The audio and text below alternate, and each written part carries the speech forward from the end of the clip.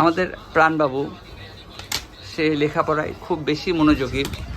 এই বড় ভাইটার মতো খালি ফোন নিয়ে ব্যস্ত থাকে না, সে লেখাপড়া করতে চায়, ফোনটা ফেলে দিয়ে লেখাপড়া করতে চায়।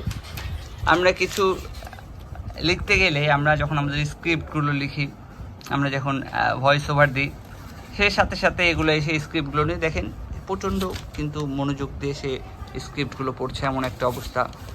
কলমের কালিটা লিখতে লিখতে শেষই হয়ে গেল, এমন একটা অবস্থা তার ফেশিয়াল এক্সপ্রেশন। আর না না, এই যে ছোটো মানুষ হয়ে গেল, হাই হাই, মানুষ দেখে নেবে। মানুষকে তোমাকে ইন্টেলিজেন্ট বলছি যে, হ্যাঁ এখন এখানে লেখার মতো ইয়া করো, অ্যাক্টিং করো। হ্যাঁ হ্যাঁ, এই দেখেন সে সুন্দর অ্যাক্টিং করছে না কিন্তু, হ্যাঁ সে সত্যি সত্যি পছন্দ করে।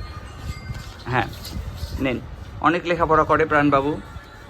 তার এখন আমরা প্ল্যান করছি যে প্রাণবাবু মনবাবুকে পড়াবে। প্রাণবাবুকে আমরা মাসে 2000 টাকা করে বেতন দেব চিন্তা ভাবনা করছি, কারণ মনবাবু পড়তে চায় না। এই বাবা, আবার মানুষ দেখে নেবে যে তুমি ছোট মানুষই করছো।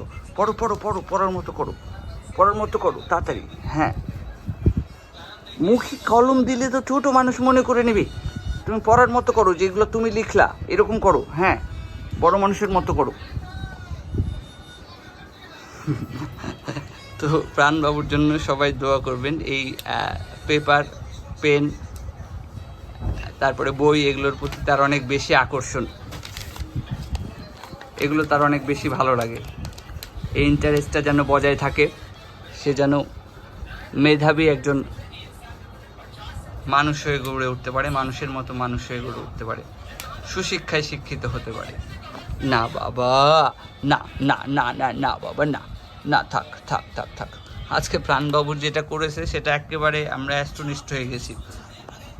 মন হলো মোবাইল দেখছে, ফোনটা হাত থেকে কেড়ে নিয়ে বিছানায় ফেলে দিল, যে রেগে তাকিয়ে আছে ওর দিকে, যে তুই কী সারাদিন ফোন দেখিস।